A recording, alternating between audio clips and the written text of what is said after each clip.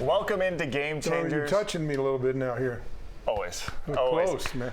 Our long national nightmare is over, everyone. Welcome to the show. Jimmy Butler has been traded. Kim Bokamper isn't going anywhere. Neither is Steve Goldstein, although technically he is out of town, but he is coming back. Look at that Steve Jobs look. I know, look at it. Like, you're going to show us the new Apple phone or what? The king of Silicon Valley has joined the show. You know, everyone once in a while, you got to class up Game Changers a little bit. We had Paul Maurice on last week, so I decided to wear a little something different for you guys. I'm not sure if you look like Steve Jobs or Uncle Fester. Oh, man. Hey, for those that know who Uncle Fester is. You're traveling with Paul Maurice. What'd you do, boot him off the camera? You're like, no, too much TV time for you, Paul. I'll get him on if you want. I'll go yell down the hallway here. There you go. All right, so let's start with the Miami Heat. And I know you guys were giving me a lot of flack last week for talking about the Jimmy Butler stuff. But we have to talk about it now again for sure, because he's officially traded. He is headed to Golden State. Goldie, the fact that this is finally done, are you happy? Are you relieved? Do you like the deal? Now that we've had some time to let this marinate, do you finally feel good about where everything stands with the Heat?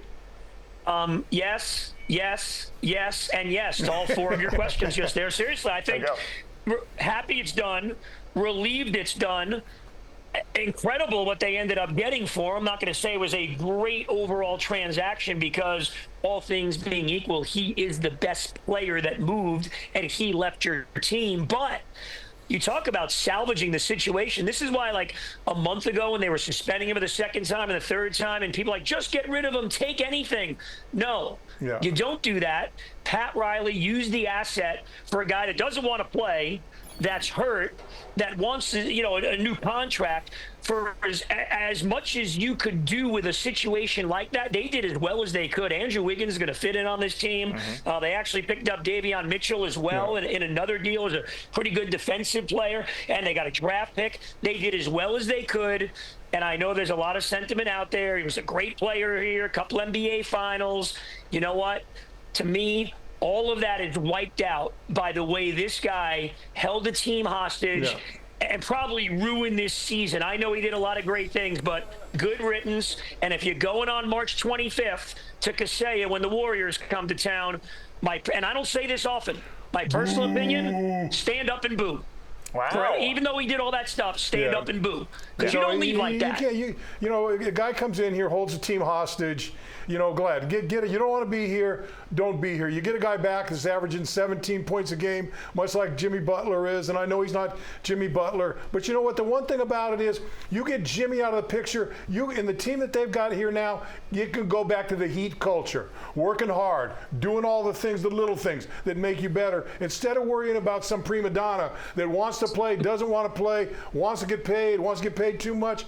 And you talked about this thing dragging on a little bit. It's Miami. It's Elian Gonzalez. It's Bullygate. It's all these. Everything lasts forever. The stories last forever. It's never a 1 or 2 day thing. It lasts for months and months and months. At least this wasn't as long as those two situations. I did not have Elian on the bingo card ever for this show. Hey, you know what though? That's why you got me here. Yeah, I'm so glad you said it. So the Heat should take the high road here and get a leg up on Jimmy, because I'm going to guess Jimmy's not going to thank the fans in any message, but the Heat should do a tribute video for when he comes.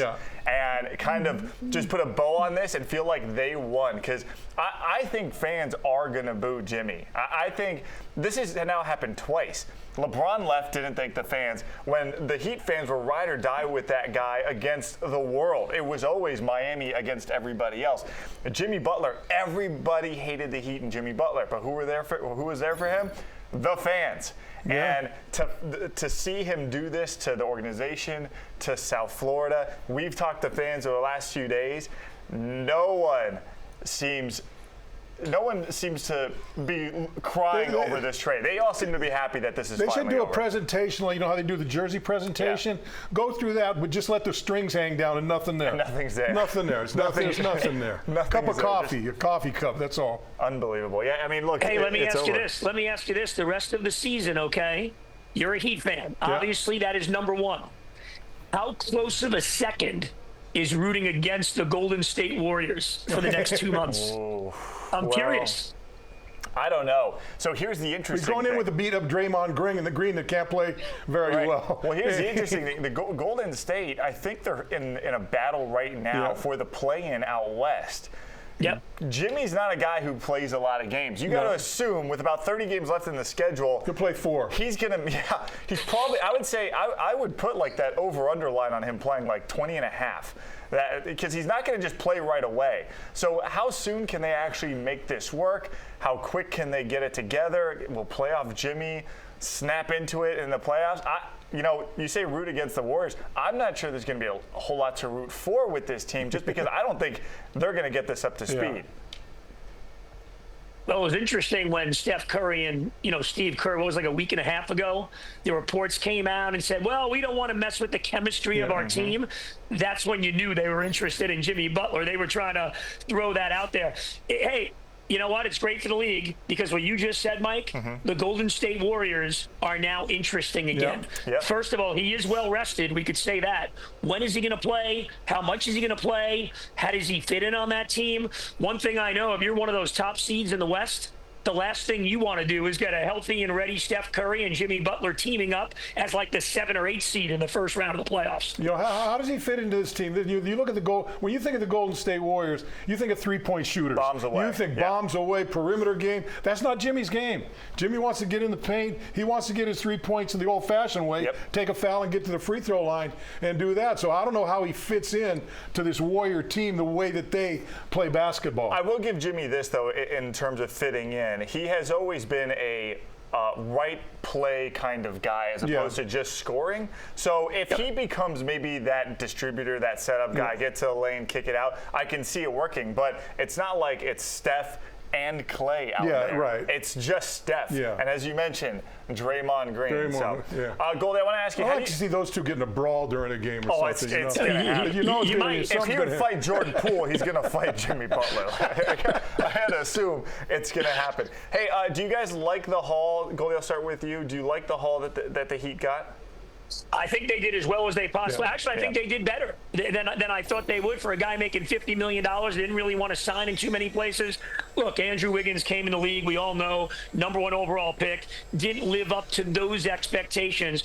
But he's a good basketball player. And by all counts, from what we've always heard about him in his career, he's a great guy. Like, the players love him, teammates love him, does everything pretty well. And then, as I said, they went out and got Mitchell as well, who can fit in as a depth player. So I think they did pretty well. And in a very depleted Eastern Conference, let's call it what it is after the first handful of teams, the conference is bad. Like you're 8 games under 500. You're in a play-in spot right now in the East. I think the Heat rise up. They probably finish, anywhere from 5th or 6th in the East, and they'll take their chances in the first round of the playoffs. So all things considered, I think they did phenomenally well. And then I'm very intrigued because, as we know, Eric Spoelstra to me, and you guys too, best coach in the league at figuring things out. He's got a while now. How does Andrew Wiggins fit into this thing? He's a good basketball player. Like I said, I think it's addition by subtraction. You get the cancer out, and now you got young guys in there that Eric Spoelstra can mold in that Heat. Work, get the job done. Be tough, do all those things. Play within the parameters of what their game is, and don't deviate from that. I think that's an opportunity for these guys. They may not be, a high-scoring team. They'll probably be a little better defensive team, and a team that's just gonna drag you through the coals to win basketball games. I will say this: they're gonna have time with Andrew Wiggins. He's under contract, under control through 2027. So this is now the foundation for whatever's next. And, they brought in P.J. Tucker and then they traded him away. If you look at that contract, that was a deal that was expiring this year. So if they were able to make all this work with a contract, you're possibly actually finally looking at an offseason where the Heat can spend some money and they have a foundation of players. All right, guys, this wasn't the only trade in the NBA this week. Of course, we all got shocked by the Luka Doncic to the LA Lakers. I want to hear these guys' theories as to why this happened, because this is maybe the strangest deal we've ever seen. Game Changers coming right back.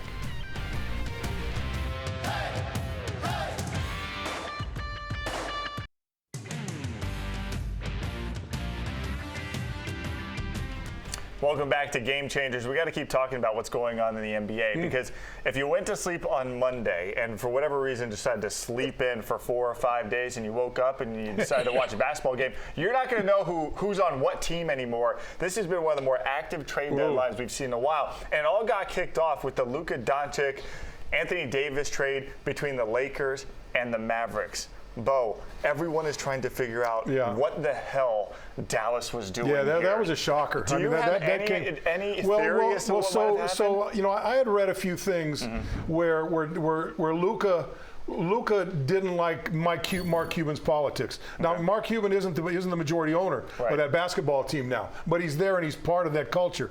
And I think Luka, who I had understood that he has gained some weight, wasn't as active as he was, wasn't happy in Dallas, and that combined with the politics and stuff like that, that's really the only thing that I can.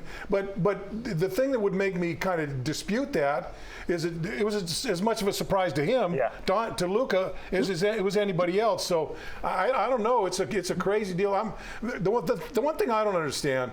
He's been playing. I know he's dinged up a little bit. And he's been there for about 4 or 5 days. Hasn't played a game yet. Yeah. It's only a 2.5 hour ride from Dallas to LA. To LA. I mean, how long does it take you to get acclimated and play? Now, if he's hurt, okay. Scope out the restaurant. I get it. Yeah, right. Well, look, it was very odd. Goldie, I want to get your take on this. Why do you think Dallas decided to do this? A 25-year-old kid just went to the finals a year ago. I think they didn't want to pay him, whatever their reasons were, the general manager there. Now, look, there's a few things. Number one, I don't think they wanted to give him the max contract, whatever their reasons are. Maybe not in the greatest shape. I don't know. I believe if Mark Cuban is still running that team, based on what we know about Mark Cuban as an NBA owner, I think he pays them. Because Mark Cuban never lets those star players leave. Even if there's some issues, you work through it. You don't give away the talent. So he's not in charge, as Bo said. They go and move him. Now, the amazing thing to me is that Dallas didn't go and really do their due diligence. No other executives really in the NBA knew he was even available. Yeah. Right. But the two GMs have a long history. They go back like 25 years. So I found that pretty interesting. Did they really get the max value for him? I mean, look, Anthony Davis obviously is a good player, but the LA Lakers, who historically, have always done this. I mean, since the days of bringing in Kareem Abdul-Jabbar, back then, and LeBron, and then they make the trade and they get Kobe. They're always able to do that and have a star player.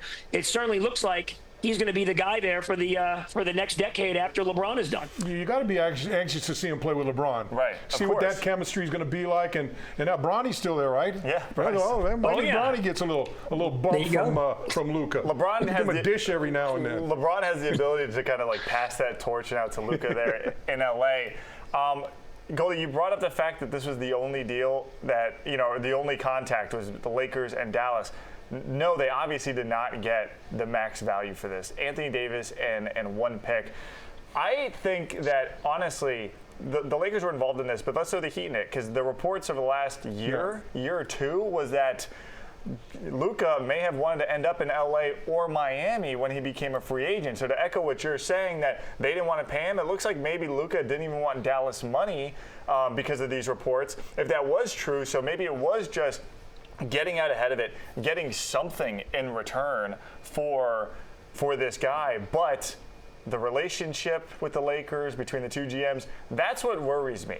Because you're not getting market value for Luka. If you have other guys around the league going for multiple first-round picks, and this guy goes for an aging big man and one first, this doesn't make sense. But Luka, with the deal that he got, he's getting like $100 million less than he would have got if he stayed in Dallas and got that supermax contract. I think he lost about $100 million in the deal, right? And going to LA. We talk about all these states with income tax. By the way, shout out to the NHL. We're not going to get to this because they're going to increase the salary cap.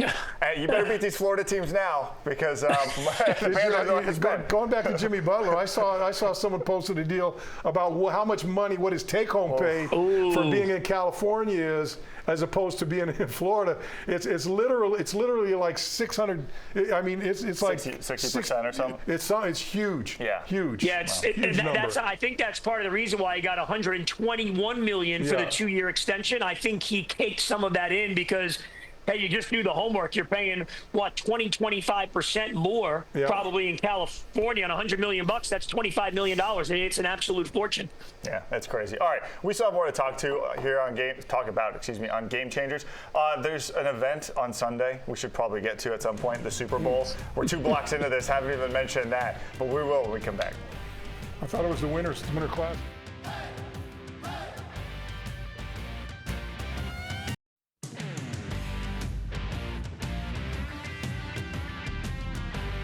Welcome back to Game Changers. Super Bowl Sunday is right around the corner, and all eyes will be on 3 different people: the Eagles, the Chiefs, and the Zebras.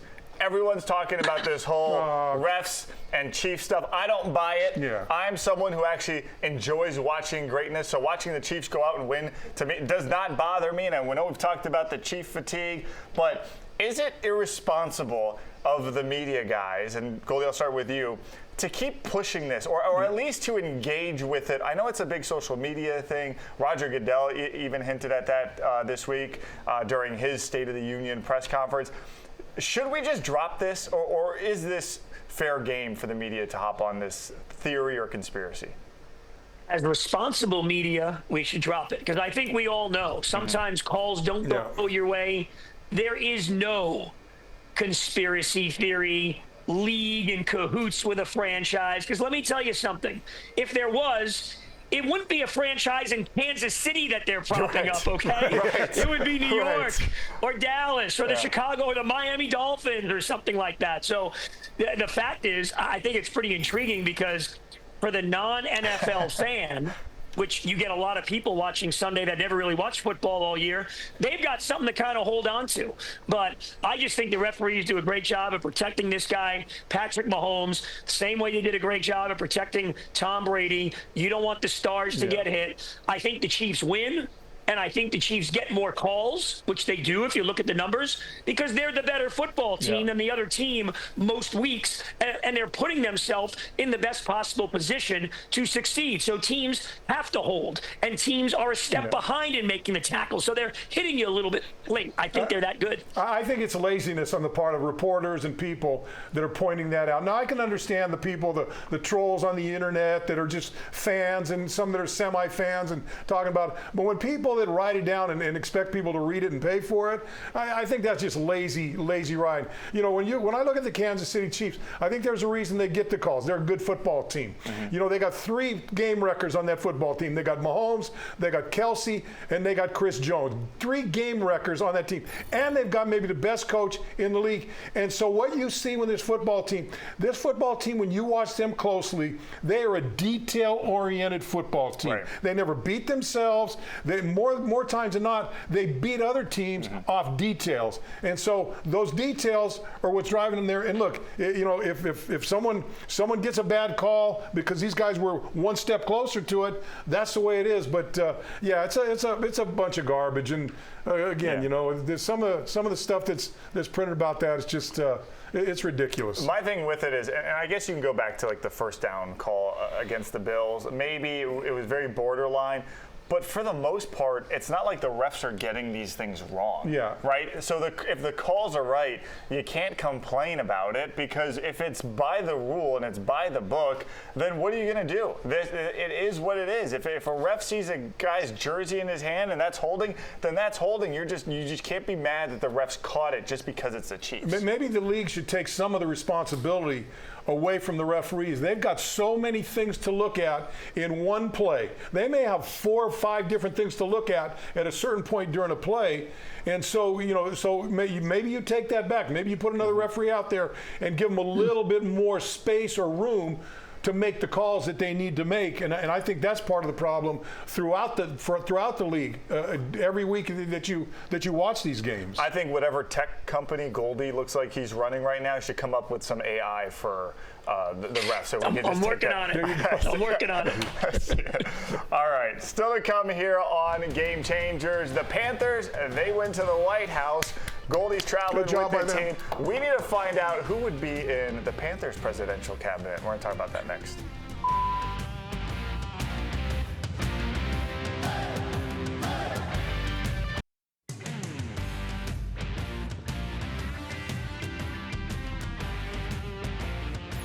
was watching that sucker for maybe the wrong reasons because of that guy.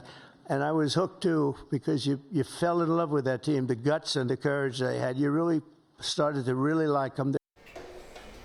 Oh, how awesome was that? The Florida Panthers. This is how you know you're a champion, when you get to visit the White House. The long-lasting tradition here in the United States continues with the Cats. They are the first team to visit President Trump and his new administration there. You saw the numbers, 45, I think they're the first team the to go into the Oval Office. Really? They might be. But that was very cool also that they got to spend some time in there. And of course, we know there's a relationship there between team owner Vinny Viola and President Trump. So very cool that they got to take part in that tradition. That got us thinking. If the Panthers were somehow to end up in the White House, who would be at the top of the ticket? Who would be filling out cabinet positions? So the whiteboards are back. Unfortunately, Goldie, he's on the road, doesn't have his. But so so we'll give you a second to get your thoughts together on this. But Bo, let's see it. Who's running the White House there for the Cats? It's a little benign, but I'm going to do this. President Bill Zito, no question. He's put this team together, and he's done a magnificent job. VP got to be Paul Maurice for what he's doing. Now, Secretary of Defense, Bob, and I'm going to defend Bob because you guys got Spencer Knight, little Spencer Knight crazy the last time we were on the show. So I'm going with Bob for Secretary of Defense. Elon, Red Deer Randy Moeller. I'm putting Red Deer Randy Moeller in the role of Elon. And then the Secretary of State, Matthew Kachuk. That's my what do you call it? Your cabinet? My cabinet, right there. Yeah. Okay, so I didn't have an Elion reference, and I didn't have Randy Moeller running Doge by the end of this. All right, Goldie, what do you got? All right, here's what I came up with. Number one, I'm just going to have a president, a vice president, and a secretary of defense, okay? My president has to be an American, so it's Matthew Kachuk. And he has that great disposition. Here's why he's the president. Off the ice, he is a wonderful person. He treats everybody great, equipment staff, security people at arenas. Everybody loves the guy, great family. On the ice, he gets the job done. He'll rip the heart out of your chest if he needs to. My vice president, you want the vice president to be a little bit unassuming. Just go out there and do your job. So I'm going to go with Alexander Barkov. Nice. And then my Secretary of Defense, the one that has to put all the pieces in place on the battlefield, none other than the hockey guru, the Hall of Famer, the champion, Paul Maurice. Plus, Paul could stand up there at that podium, and anything that Matthew or Sasha do all goes away because Paul Maurice just make that White House press corps laugh until next week. So Mr. I'll go with Maurice. He's so warm and engaging and charming. He's just gonna gonna hypnotize the media there. Okay, so I like that we all had Matthew Kachuk on ours. All right, I got president is Bill Zito because he pulls all the strings. This is what he does. I like him at the top. He takes all the information, makes good decisions. My VP is Matthew Kachuk because you want a young guy. You want the next. You want the next in line. So now we're talking about 8 years of Zito, then another 8 of Matthew Kachuk. My Secretary of Defense is AJ Greer. He leads the team in penalty minutes. You need someone to go out there and crack some skulls. This is the new Radko Gudas on this team. All right. Panther fans are going to fall in love with it. We fell in love with him game 1. George Perez, our producer, and I are watching from way up there in the rafters game 1, and this guy lived in the penalty box against the Bruins. And then my press secretary, it has to be Steve Goldstein. Come on now. There you go. Come on now. Goldie's in the cabinet. Goldie is the mayor of Sunrise. He's the president of Amarant Bank Arena. Whenever you go out to a game, it's Goldie's building, and everyone knows that. He takes charge of that place. Yeah, I went to dinner with Goldie. It was like going out with the president. You went to dinner again with him? You may want to move him up. You went to dinner again with him? We go every other week, and we leave you home. CBS Miami. Next question in the back. Go ahead, sir. Yeah. I like that. See, you're ready for the gig. All right. Well, Goldie, go ahead and come on back now. We miss you. We're going to fit you into this tight set somehow. Ooh, how are you going to squeeze in there? I'm looking forward to it, and I got to tell you, I'm looking forward to that game, March 25th, when the Warriors come to Miami, man. There you go. I'm pitching a live Game Changers from there. Who knows? We'll see what happens. By the way, shout out to FIU Closeout with showing their recruiting class from this year. Good job on them and Coach Willie Simmons to get things together so quickly. Pause up. Go Cats. Go Heat. We'll see what happens here next time on Game Changers. That's the promo.